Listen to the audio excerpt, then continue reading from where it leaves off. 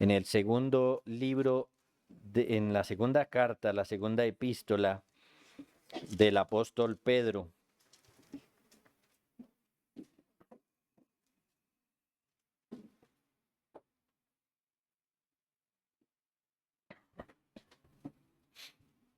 Segunda de Pedro, capítulo 1. Vamos a estar leyendo 3 al 7.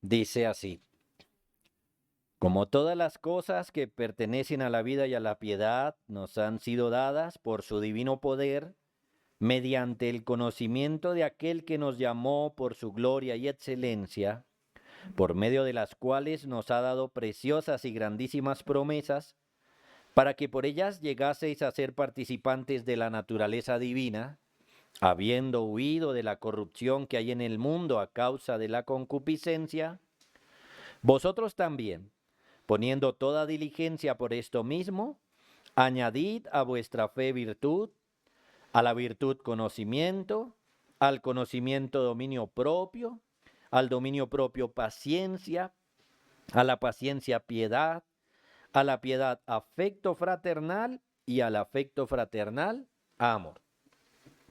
Oremos, hermanos.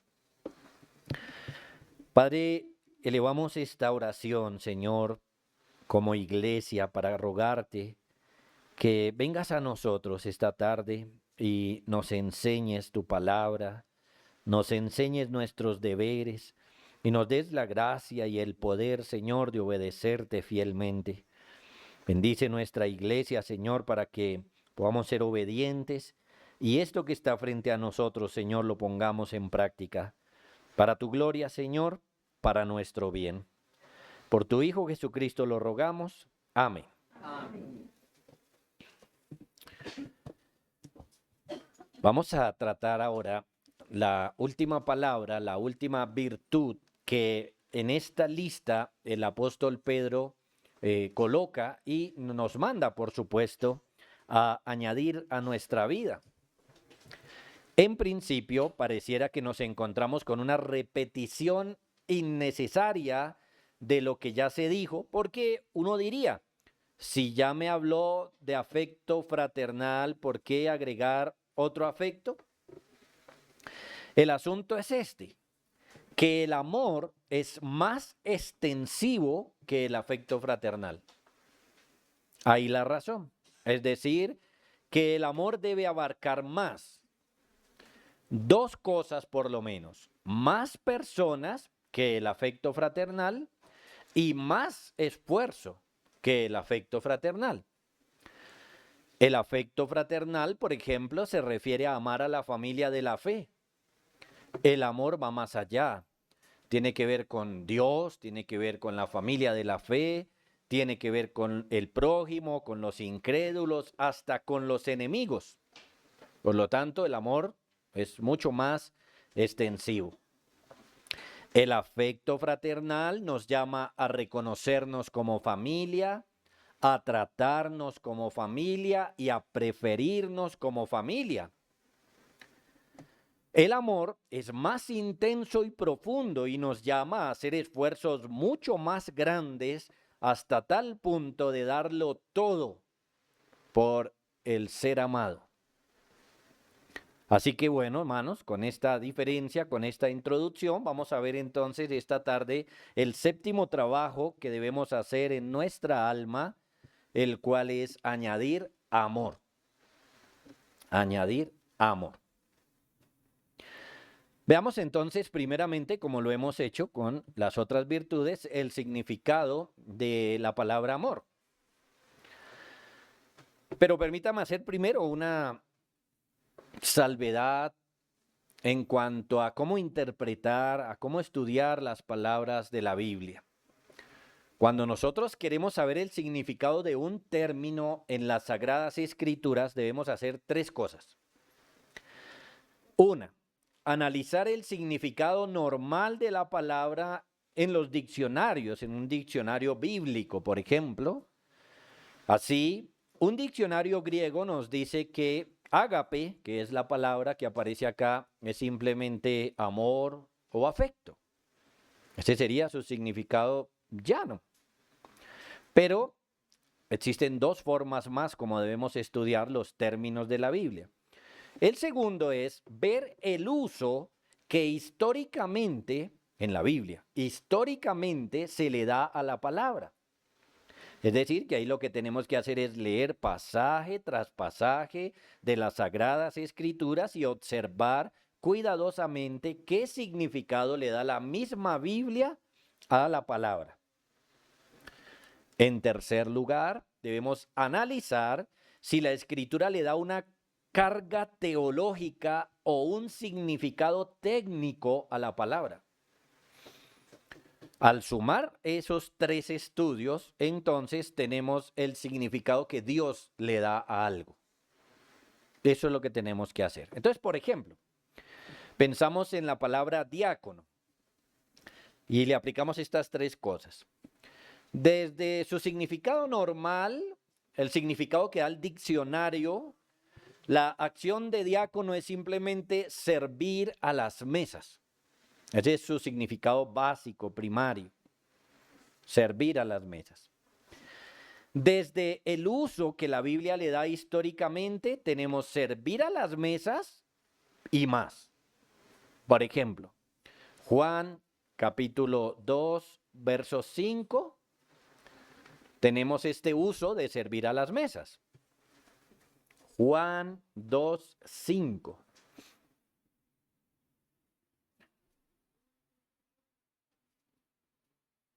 Ahí leemos.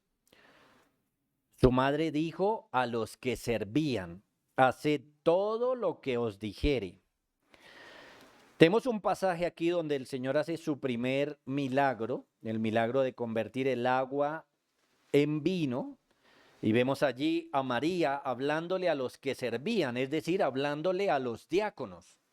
Ese es el significado normal. Tenemos aquí unos meseros de una boda. Ellos son diáconos. Así que históricamente se usaba, como lo decía el diccionario, para servir a las mesas, pero más, por ejemplo, Romanos 16, verso 1. Aquí el apóstol Pablo usa esta palabra para hablar del servicio en general de la iglesia. Así que ya no está hablando meramente de servir a las mesas. Dice, os recomiendo además nuestra hermana Febe, la cual es diaconisa de la iglesia en Cencrea. Diaconisa es decir, servidora. Y ahora, el servicio de la iglesia, ustedes saben, no es meramente servir a las mesas. En la iglesia hay, por ejemplo, lo que se ha llamado lavar los pies de los santos, es decir, ayudar a los hermanos, cualquiera que sea su necesidad, socorrerlos. Cualquier servicio que ella pudo hacer en la iglesia lo hizo, de tal manera que la palabra diaconisa aquí se usa como una servidora de la iglesia. Las cosas que se necesitaban en la iglesia, ella las hacía y las que podía hacer. Así que ese es el ejercicio que debemos hacer, buscar históricamente cómo la Biblia usa la palabra. Pero desde el punto de vista teológico, el tercer estudio que le debemos hacer a un término, encontramos que diácono también es un oficial de la iglesia. Ahí ya tiene una carga teológica la palabra diácono. Primera Timoteo, capítulo 3, verso 8.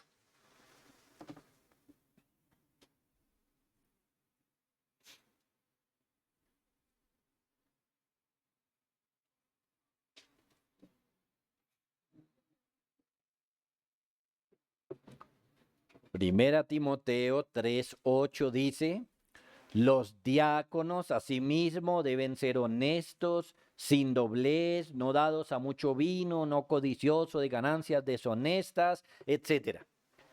Como lo notamos, diácono ahí no es un simple mesero.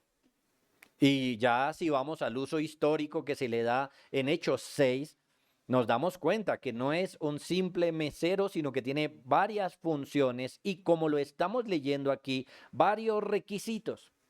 Aquí la palabra diácono entonces toma un significado teológico. Es un oficial de la iglesia que cumple con requisitos y funciones establecidas por Cristo dentro de su iglesia, lo que le da un significado más profundo a esta palabra. Entonces, ahí está. ¿Cómo estudiamos un término bíblico? Diccionario, el uso histórico en la Biblia y si tiene alguna carga teológica. Ahora bien, la palabra amor o ágape, que es la palabra que tenemos hoy en nuestro pasaje, en principio, según el diccionario, significa afecto o amor. Así que por eso empecé diciéndoles en la introducción, bueno, si me pide afecto fraternal, ¿por qué después me pide otro afecto? ¿Por qué me pide otro? ¿Cierto? ¿Por qué me pide amor? Primero me pidió amor de familia y ¿por qué ahora me pide simplemente amor?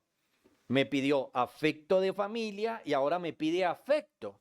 Bueno, porque cuando analizamos el concepto, esta palabra amor, en el uso histórico que le da la escritura, tiene un significado más profundo. Y vamos a analizarlo. Por ejemplo, amar aquí es un compromiso. Es fuerte, un compromiso. Mateo 6:24.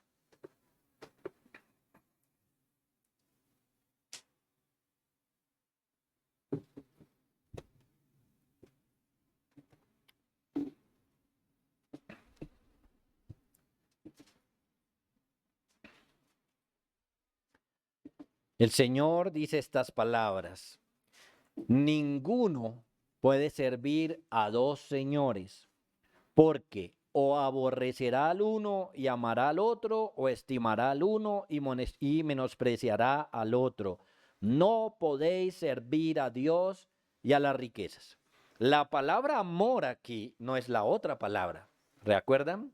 No es la palabra filos, no es la palabra Filadelfia, no es la palabra afecto fraternal. La palabra aquí es ágape, amor, ¿cierto? ¿Y qué estamos viendo aquí, hermanos? Se nos dice que no se puede al mismo tiempo amar a dos. No se puede al mismo tiempo, ¿por qué? Porque la palabra amor aquí tiene una carga de compromiso, de comprometerme. Yo no puedo estar al mismo nivel comprometido con el Señor y comprometido con hacer dinero. No puedo estar comprometido de la misma manera.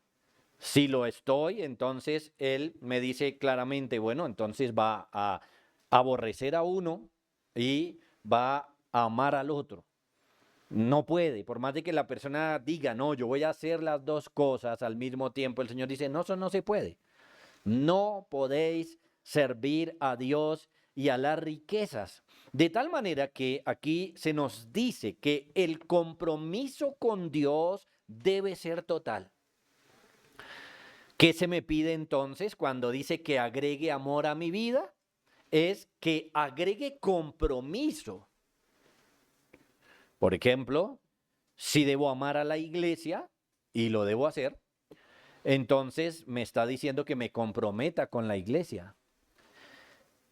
Si debo amar a Dios, y lo debo hacer, lo que me está diciendo es que debo comprometerme con Él, sus palabras, sus cosas. Dicho compromiso, hermanos, debe ser según lo establezca el Señor en las Escrituras, ya que no puedo ni debo tener el mismo compromiso que tengo con Dios que con el inconverso, aunque muchas veces se use la misma palabra. Por ejemplo, cuando la Biblia dice que debo amar a mi enemigo, debo amarlo y comprometerme con él en los términos en los que el Señor me dice en la Biblia. Por ejemplo, en términos generales, a hacerle bien. Mientras que cuando me dice que ame al Señor, el compromiso debe ser total. Entonces, amor es compromiso. Amor es comprometerme. Por eso esta palabra se usa también del matrimonio. Es un compromiso. Y debe ser un compromiso como el Señor lo plantea allí. Esa es la razón por la cual no tenemos el derecho a tener varias mujeres o las mujeres varios esposos, porque tiene que tener un compromiso con uno o con una, según lo que el Señor ha establecido. El punto es compromiso. Amor es comprometerme. Amor es compromiso. Pero lo interesante del asunto es que ese compromiso dependerá de la manera como el Señor lo establezca en las Escrituras. Debo analizar entonces no solamente que debo comprometerme, sino la manera, las formas que el Señor me pida, en las esferas que el Señor me pida. ¿Me hago entender, hermanos? Es mucho más profundo que el afecto fraternal. Por ejemplo, del amor marital, entonces se me dice que debo estar totalmente, plenamente comprometido con mi esposa y no con otra. No tengo ningún deber marital con otra, de ninguna manera, solo con una. Precisamente el adulterio, la fornicación, la infidelidad empiezan, no necesariamente cuando yo empiece a sentir algo por otra mujer, sino cuando empiece a violar el compromiso con la mía, lo que es lo mismo que decir cuando empiezo a comprometerme con otra que no debería comprometerme, ya sea en su cuidado, ya sea en estar pendiente de ella o lo que sea. No debo darle lo que le debo dar a mi esposa a otra. Mi compromiso en ese sentido es con mi esposa, porque así lo ha establecido el Señor. En cuanto al compromiso hacia el Señor, debe ser total, por encima de todo y de todos. Mateo 22, 37.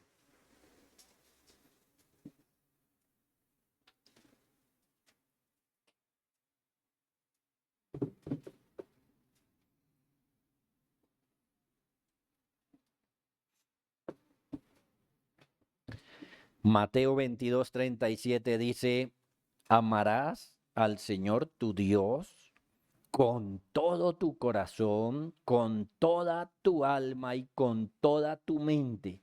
Básicamente, lo que está diciendo es que tengo que estar comprometido con todo mi corazón, comprometido con toda mi alma, comprometido con toda mi mente.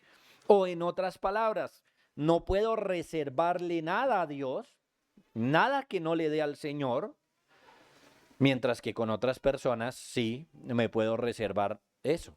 Ahí está la diferencia entonces entre el amor al Señor y el amor, por ejemplo, al prójimo. Miren, en el verso 39, hablando del segundo mandamiento, dice: y el segundo es semejante: amarás a tu prójimo como a ti mismo. Varias cosas. Miren, por un lado, que el compromiso con el Señor es diferente a con el prójimo. Y otro asunto que les he mencionado: el compromiso que debo tener con mi prójimo es según Él lo ha definido. ¿Y cómo lo definió? Ámelo, comprométase, ¿cierto? Hacerle el bien, comprométase como usted está comprometido con usted mismo. Esa es la regla, esa es la norma. No es la misma, entonces, con el Señor que con el prójimo. Con el Señor es totalmente. Ahora, el compromiso con la iglesia. El compromiso con la iglesia debe ser amplio a tal punto, hermanos, de hasta dar la vida por la iglesia. Primero de Juan 3:16, primera de Juan 3:16.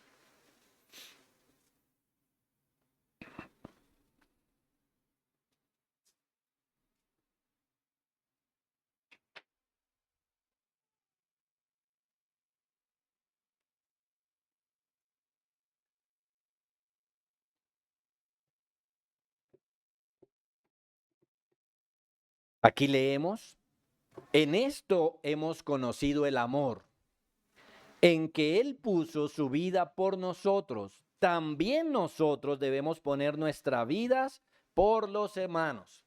Noten que aquí hay varios asuntos. Primero, en esto conocemos el amor. Se nos va a dar una explicación de cómo es.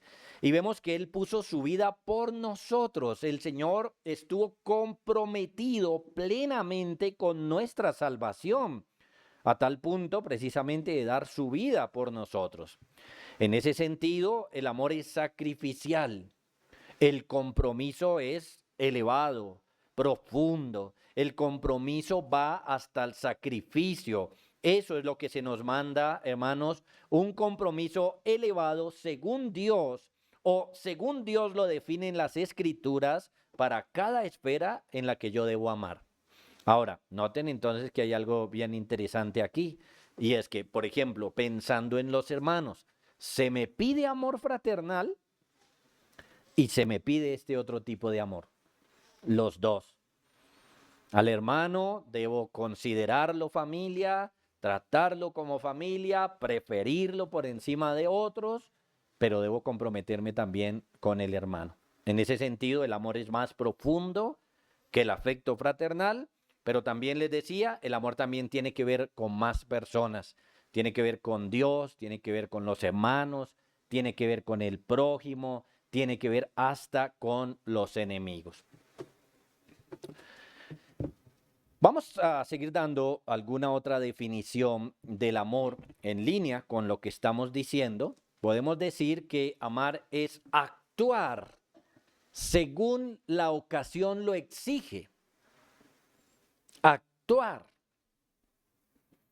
Hacer lo que es necesario según la ocasión que estemos viviendo, según lo que tenemos enfrente. Esa fue la gran lección que el Señor le dio a los judíos en Lucas 10.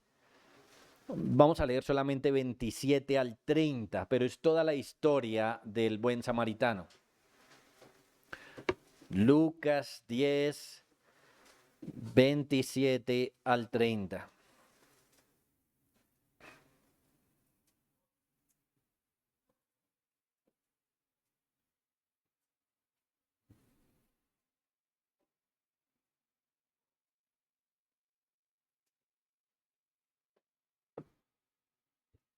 Leemos.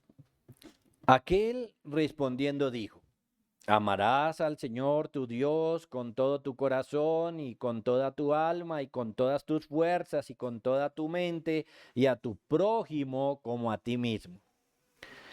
Y le dijo al Señor: bien, has respondido, haz esto y vivirás.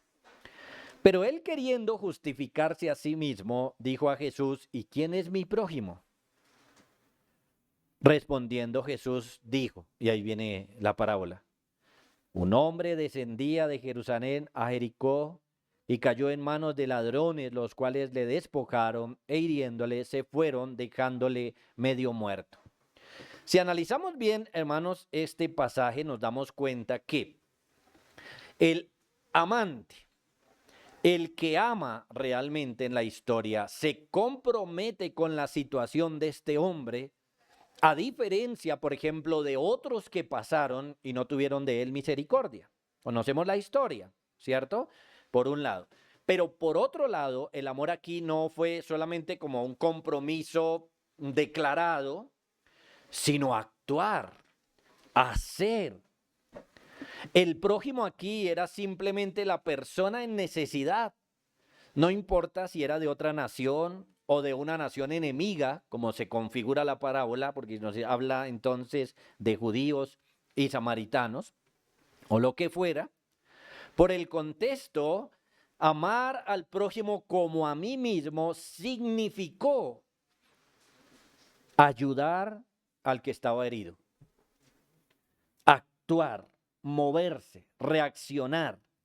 El amor aquí era acción o llevaba a la acción, a las acciones de ayudar, vendar las heridas, llevarlo en su caballo, si es que tenía caballo, pero así lo dijo, pagar su hotel, recomendar su salud y comprometerse a pagar lo que faltara.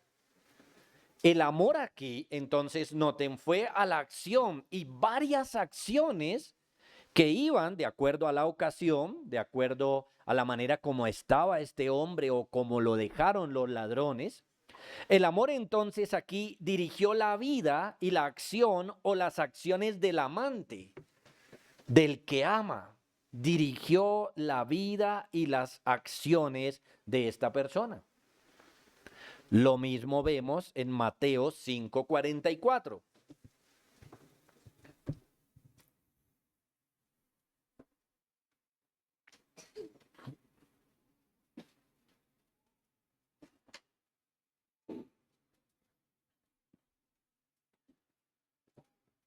El Señor Jesús dice allí, pero yo os digo, amad a vuestros enemigos, bendecid a los que os maldicen, haced bien a los que os aborrecen y orad por los que os ultrajan y os persiguen.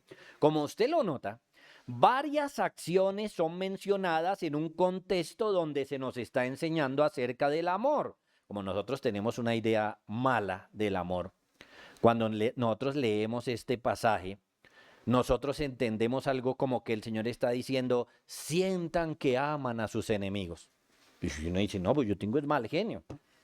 No, el enemigo vino, me trató mal, me pegó una bofetada o algo así. Entonces yo no tengo alegría en este momento, yo no siento ternura, yo no siento cierto afecto. Pero es porque nosotros pensamos que amor es un sentimiento. Y aunque es cierto que el amor involucra el sentimiento, es más que un sentimiento. Hemos dicho que es un compromiso y en este momento estamos diciendo que son acciones concretas de acuerdo a lo que requiera la ocasión. Y aquí está clarísimo. ¿Qué hay que hacer con los enemigos? Varias acciones son mencionadas. Bendecid, haced bien, orar. Amar al enemigo entonces es bendecirlo. Amar al enemigo entonces es hacerle bien. Amar al enemigo es orar por él. El Señor nos está diciendo que esto es lo que es el amor y que por supuesto esto es lo que Él espera y manda que hagamos en el momento que tengamos un enemigo. Esto es lo que Él espera. Claro, tendremos que luchar por no tener un corazón rencoroso. Tendremos que luchar con el mal genio, la ira, tanto si es lícito como pecaminoso, tendremos que luchar con eso. Sin embargo, la expresión del amor entonces está precisamente en bendecirlo, en hacerle bien, en orar por él. Y usted lo puede notar, por ejemplo, tanto en el Señor Jesús como en Esteban. No les tomes en cuenta este pecado a los que lo mataron o a los que los mataron.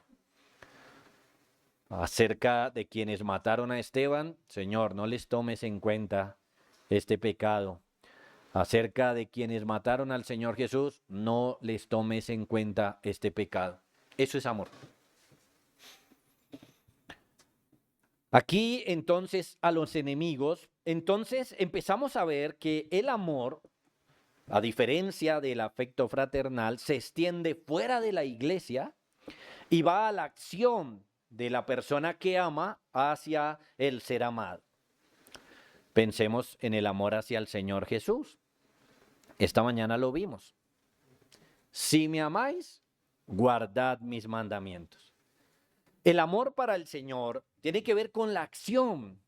Una persona que verdaderamente ama al Señor, entonces es aquel que guarda sus mandamientos, que actúa, que obedece.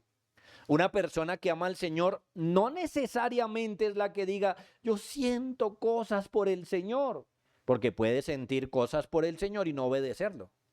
Podemos decir que las iglesias están llenas de cosas, o de personas, perdón, que sienten cosas por el Señor, pero no lo aman. Es más, la música cristiana de las últimas décadas se ha enfocado en que los hermanos tengan emociones y sentimientos, y de pronto la canción por ahí dice que ama al Señor, y sí, la persona siente cosas hermosas, pero sale de la iglesia y no obedece, no hace caso. Entonces ella se enternece, canta con esa ternura, de pronto llora o se goza en el Señor, pero no hace caso.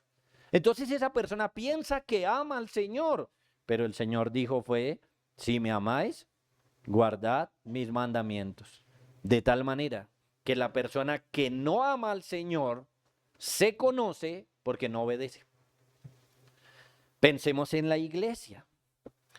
Amar es actuar en pro de la iglesia. Primera de Juan 3:16 al 18.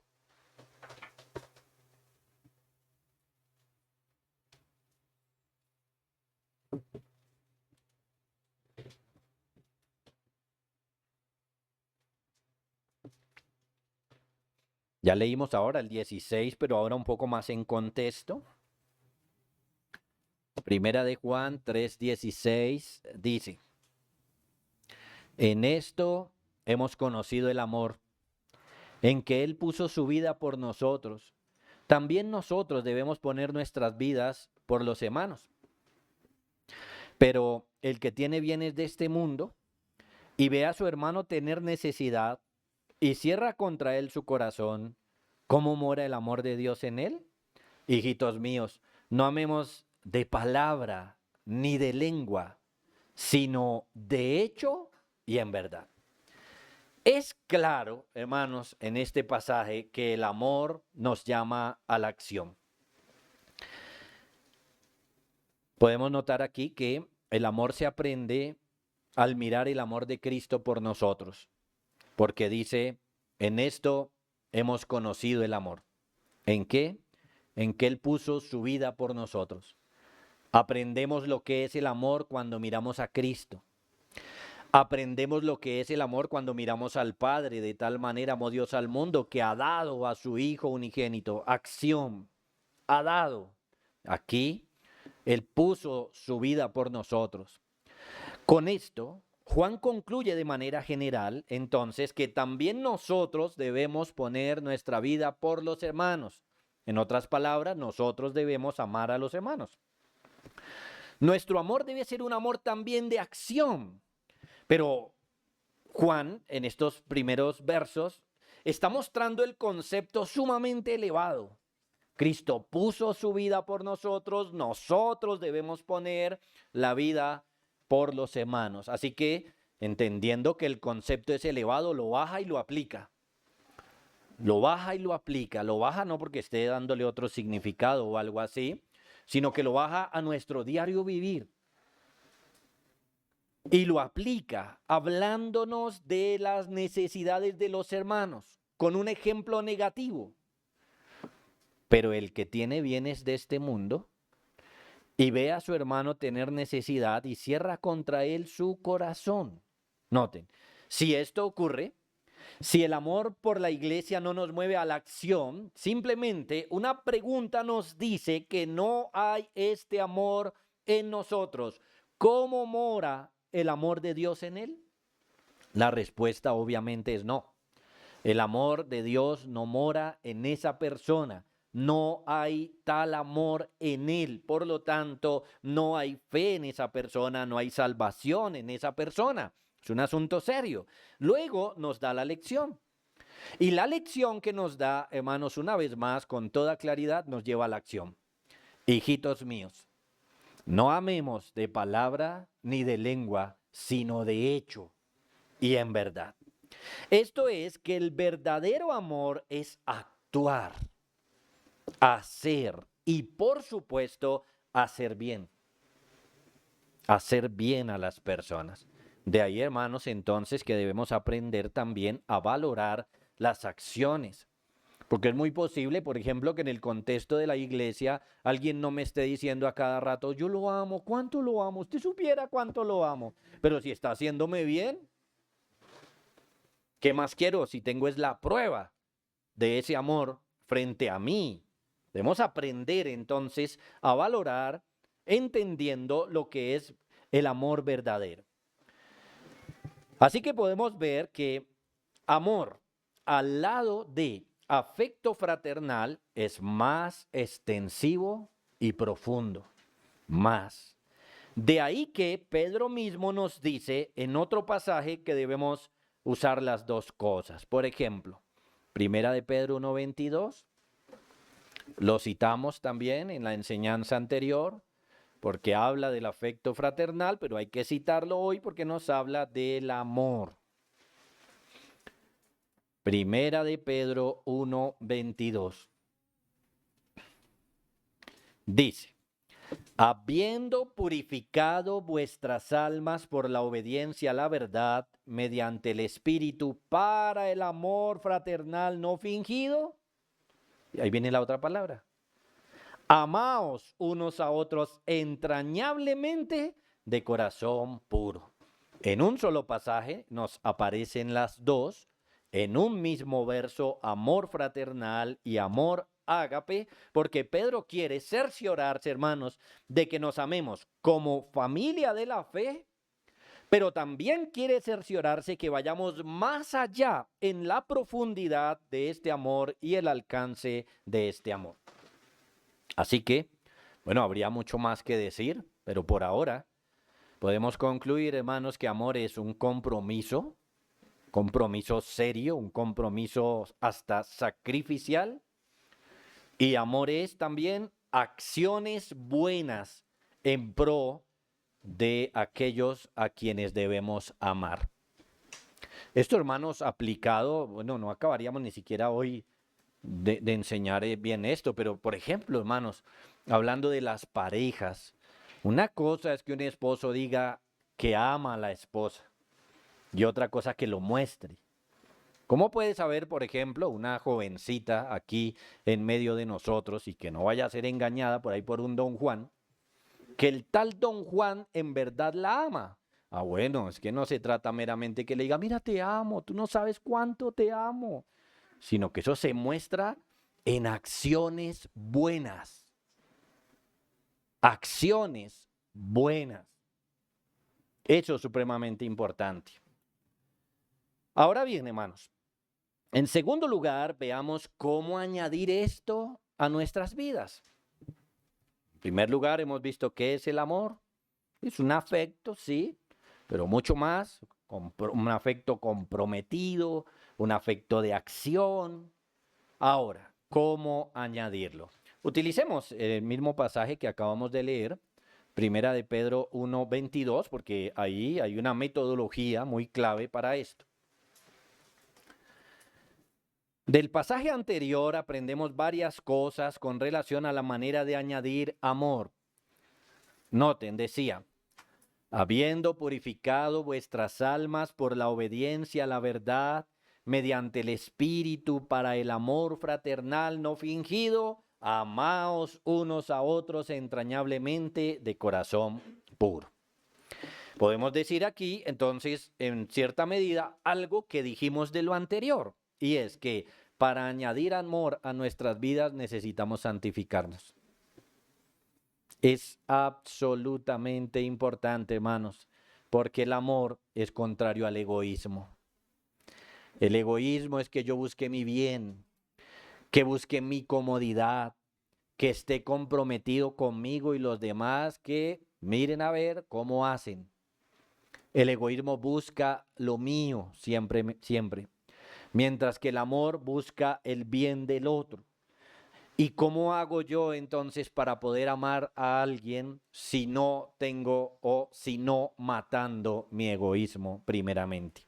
Entonces, al igual que el afecto fraternal, lo primero que debo hacer para añadir este amor es santificarme. En el caso de este pasaje se nos muestra una dinámica que estos hermanos ya venían haciendo. Habiendo purificado vuestras almas, ¿cierto? Esto es algo que estos hermanos han logrado o que están logrando, purificar sus almas, crecer en santificación. Se han estado esforzando en esto, dedicados a esto, ya que, por un lado, sin santidad nadie verá al Señor. Las ocupaciones del cristiano en gran medida tienen que ver con su santificación. Estos hermanos lo venían haciendo, venían esforzándose allí. Estos hermanos entonces estaban haciendo lo que nosotros debemos hacer. Entonces por ahí aprendemos, hermanos, que esto es algo a lo que debemos estar dedicados, a la purificación de nuestras almas.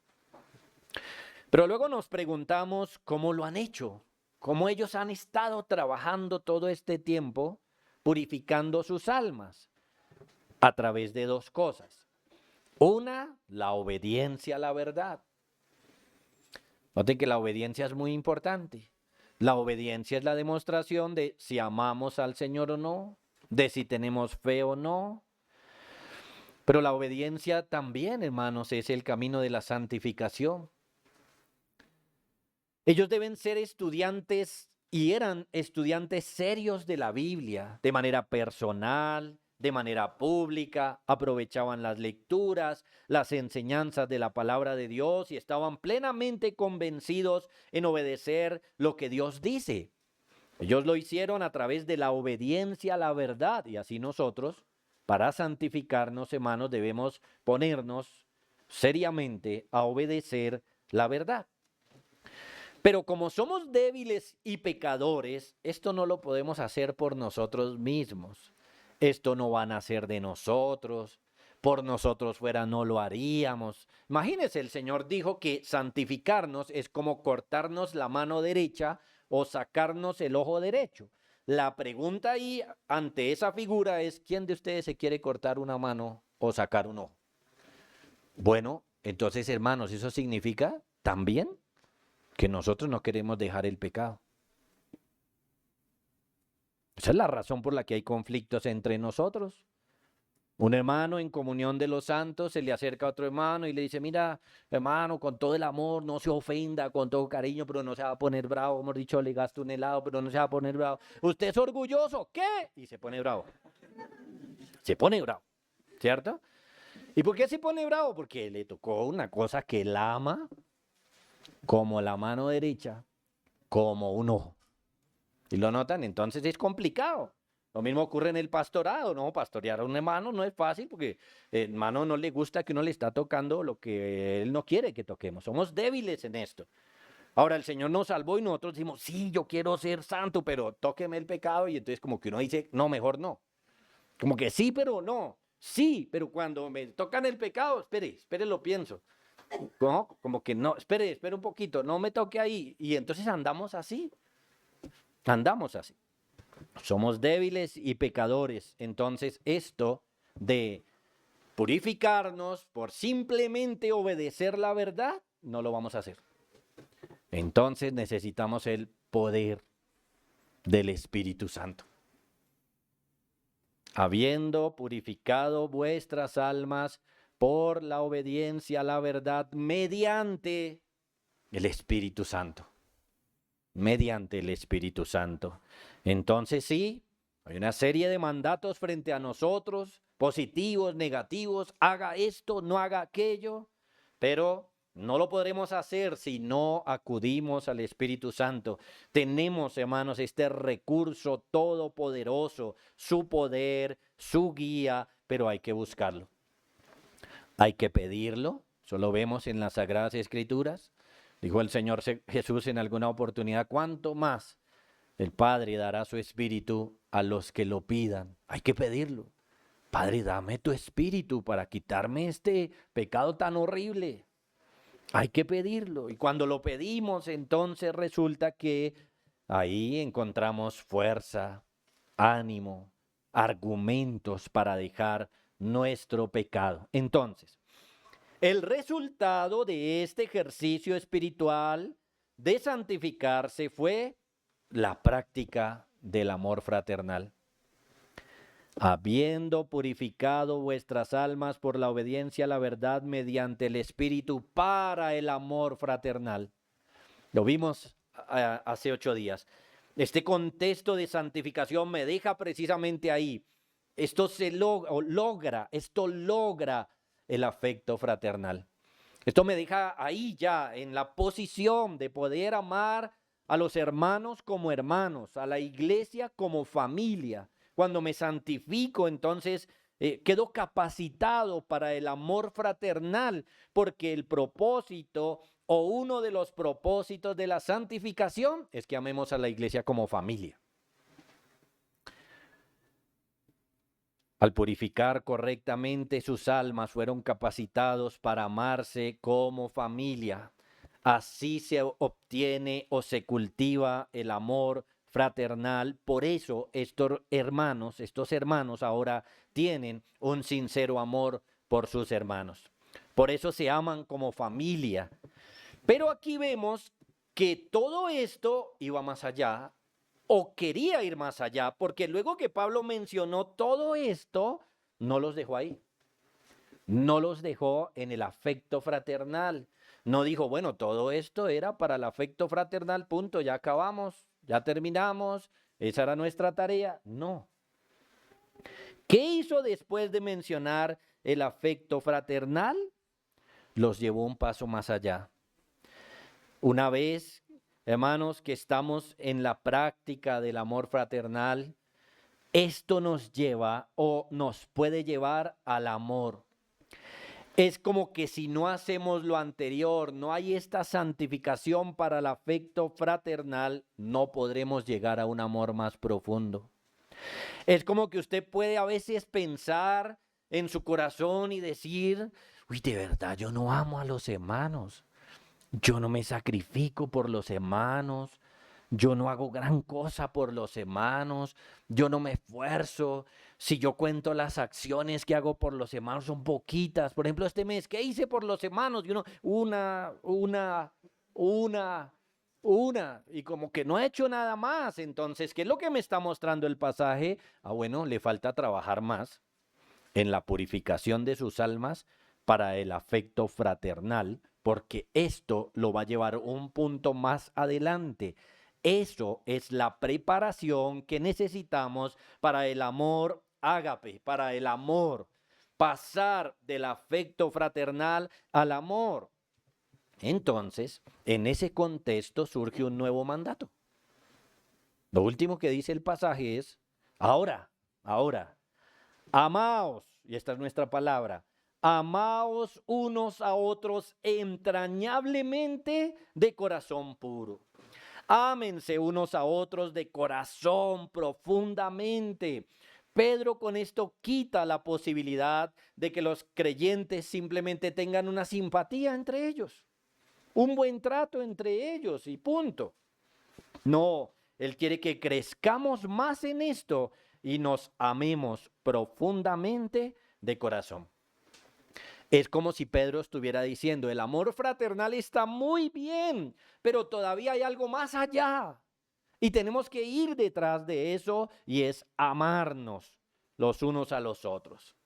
Por eso, en nuestro pasaje, hermanos, en nuestro pasaje, segunda de Pedro, capítulo 1, verso 7, la última palabra es el amor.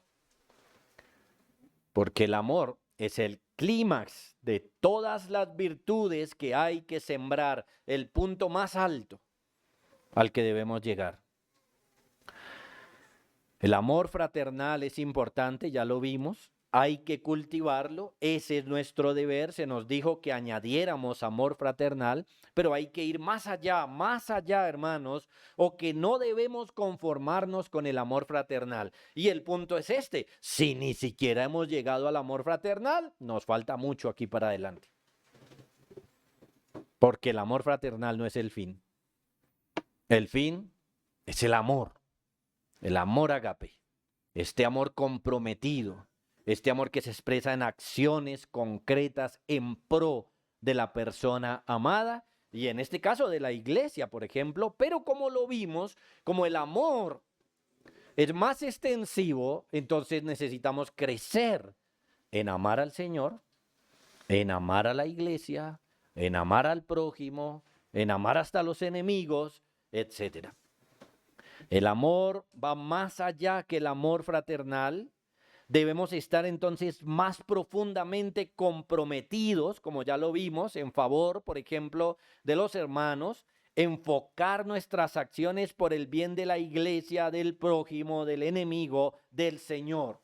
Cada uno de acuerdo a su contexto. Así que la santificación para el cultivo del afecto fraternal es el camino también para el amor. ¿Cómo logramos esto? En segundo lugar, siguiendo el ejemplo de Dios.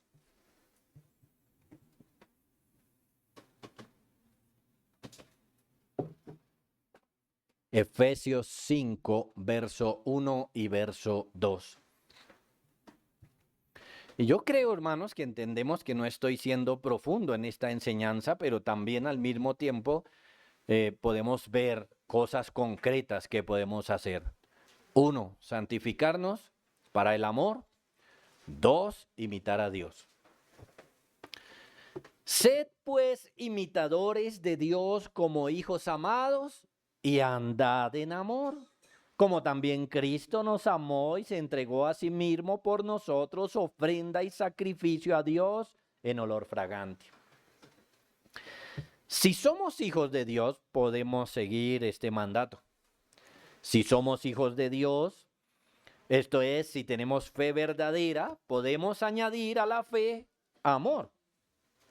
Ahora noten, el primer mandato que aparece en este capítulo es ser imitadores de Dios o mimetizar.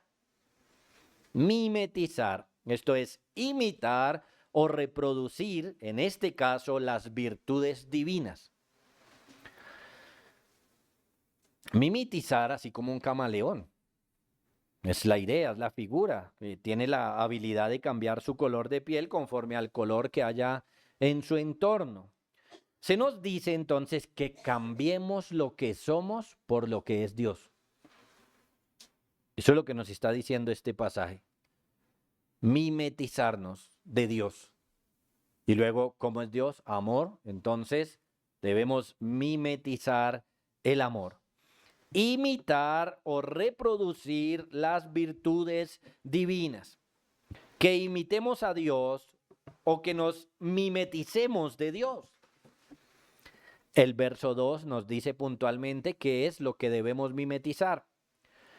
¿Qué debemos imitar o qué debemos adoptar de Dios en nuestras vidas? Dice, y andad en amor. Que nuestra vida, que nuestro diario vivir sea en amor. Este amor que estamos estudiando, esta es nuestra palabra. Andad en amor, o lo que nos está diciendo es vivan en amor. Toda la vida debe estar llena de este amor. Obviamente aquí este pasaje nos está llevando a un punto más allá. Pedro hasta ahora nos está diciendo agreguen, añadan amor. Y este pasaje nos está diciendo vivan. Pero lo interesante de este pasaje es que nos enseña cómo lo logramos. ¿Cómo? Imitando. Sed pues imitadores de Dios como hijos amados.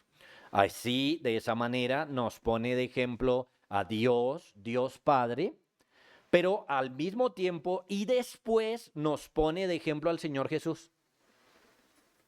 ¿Sí lo notan? Allí, en el verso 2, como también Cristo nos amó y se entregó a sí mismo por nosotros, ofrenda y sacrificio a Dios en olor fragante. Como también Cristo. Es decir que en el verso 1, el apóstol nos da una idea general. Imiten a Dios. Y la idea es imitar a Dios en amor. Pero luego nos da un caso puntual. Y porque a veces necesitamos no dejar las cosas por allá tan elevadas, porque cuando están por allá tan elevadas no las aplicamos. Es como cuando decimos, sí, todos somos pecadores. Una cosa es decir, sí, todos somos pecadores, y otra cosa es decir, soy un ladrón, soy un abusivo, soy un mentiroso. Eso es diferente.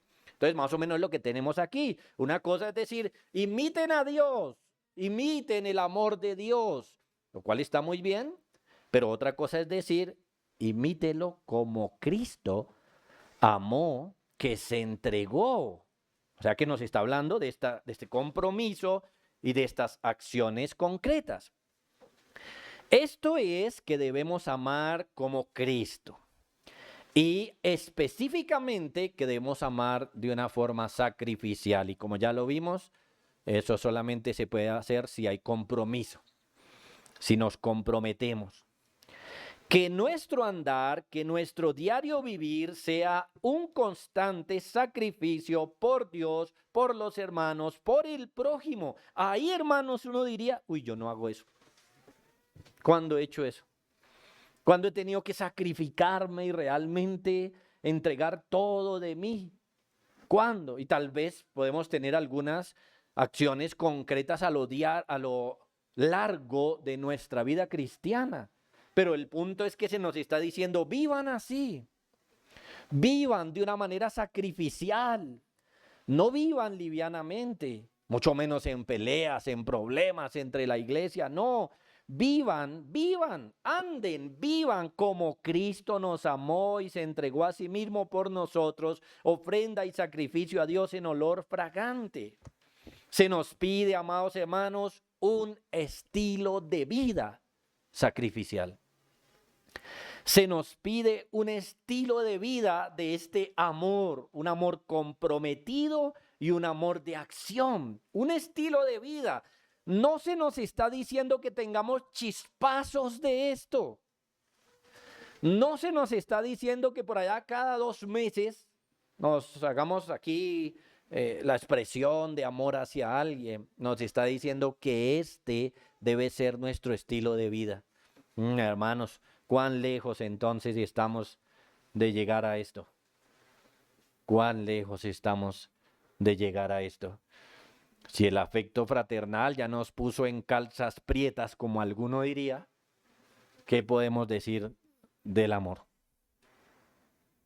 Si con el afecto fraternal podríamos decir, Señor, perdónanos, porque no estamos amando a los hermanos como deberíamos amarlos, porque muchas veces no los vemos como familia, no los preferimos, no les damos un trato de familia o les damos trato de familia pero mala, ¿no? ¿Qué podemos decir, hermanos, entonces de este amor sacrificial, comprometido y de acciones al que el Señor nos está llamando hoy? Definitivamente, hermanos, como dice el apóstol Pedro, debemos añadir esto a nuestras vidas. Es un deber, tenemos que empezar a trabajar esto en nuestras vidas. ¿Cómo lo logramos? Imitando a Dios. Para imitar a Dios tenemos que conocerlo. Para imitar a Dios debemos saber qué hace, cómo se compromete con alguien. ¿Se compromete o no? Lea, por ejemplo, el libro de Oseas. ¿Se compromete o no? Se compromete. El amor del Señor es amor de acción. Actúa el Señor en pro de nosotros, en pro de los que aman. Hay que mirar hasta qué punto se entrega, se sacrifica. Y tenemos aquí un ejemplo poderoso. Cristo se comprometió tanto, hermanos, con nuestra salvación que fue hasta la muerte. Y ahora nos dice, eso es lo que ustedes tienen que imitar. Así es la manera de amar. Esa es la forma. Entonces, ¿cuán lejos estamos del verdadero amor, amados hermanos? Somos mandados hoy a añadir al afecto fraternal amor. Pregúntese, ¿tiene usted esto en su vida? ¿Tiene este tipo de amor en su vida? Miren, hermanos, ¿cuántos no están dispuestos a dejar su vida, su estilo de vida, por ejemplo, por el amor al prójimo, por ir a evangelizar, por ir a predicar? Muchos no están dispuestos a hacer eso. Y no lo van a hacer. Y ya sabemos por qué no lo van a hacer. Porque no amamos de esta manera. No estamos dispuestos a dar nuestra vida por incrédulos que cuando les vayamos a predicar seguramente hasta nos podrán tratar feo. Pero eso es lo que el Señor quiere, hermanos. Eso es lo que el Señor espera. Amor de parte de nosotros, amor por Él, que nos entreguemos plenamente al Señor y a su reino, que nos entreguemos, por ejemplo, plenamente al amor al prójimo, a servirle y especialmente, noten, a traerlo a los pies de Cristo. Eso es lo que el Señor espera de nosotros, que amemos a la iglesia, que nos demos por la iglesia, por el bien de los hermanos, por su crecimiento, por su santificación, por su mejoría y también en asuntos de esta vida, por su cuidado, por su protección. Estamos lejos de esto, hermanos. Estamos lejos de esto. Pero es lo que el Señor nos pide hoy. Entonces empecemos esta tarea, empecemos a obedecer al Señor fielmente, trabajemos en nuestros corazones, Que Dios sea obedecido por su iglesia. Afiancemos nuestro compromiso y nuestras acciones amorosas por Dios, por la iglesia, por el prójimo y hasta por el enemigo. Practiquémoslas, perfeccionémosla, porque esto es lo que el Espíritu Santo nos está diciendo hoy que hagamos. Esto es lo que nos está pidiendo, hermanos. Entonces, no podemos irnos hoy a nuestra casa y desechar la enseñanza que el Señor nos está dando esta tarde. Tenemos que hacer un cambio hoy. Añadid a vuestro afecto fraternal amor. Y miren, amigos y niños, este amor maravilloso, como lo vemos una y otra vez, este amor de Dios, un amor hermoso, elevado, costoso, precioso. La Biblia dice que por este amor Dios dio a su Hijo para que todo aquel que en Él cree no se pierda, mas tenga vida eterna. Un amor comprometido, un amor de acción. Y por ese amor, entonces, por ese amor puesto ahí enfrente, el Señor dice que vengan, que creamos en Él. Despreciar esto es el pecado más terrible que hay. ¿Quiere usted disfrutar de este amor especial, comprometido, de acción sacrificial de Cristo? Venga entonces en fe y arrepentimiento, que es la manera como debemos acercarnos al Señor. Oremos. Padre, te damos gracias, Señor, por tu bendita palabra.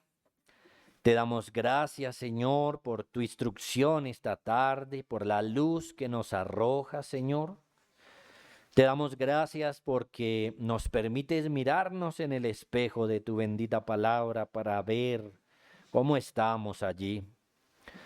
Por ahí mismo entonces rogamos perdón porque definitivamente, Señor, nos falta mucho para cultivar este amor, Señor, que nos mandas añadir a nuestra vida.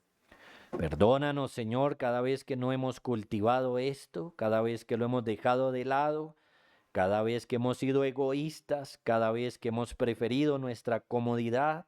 Perdónanos. Ten misericordia de nosotros, Señor, transfórmanos con esta palabra. Ponla en nuestras conciencias, Señor, para que entonces corramos a la obediencia, Señor, y que desde hoy empecemos a cultivar este tipo de amor. Padre, gracias te damos en el nombre de tu Hijo Jesucristo. Amén.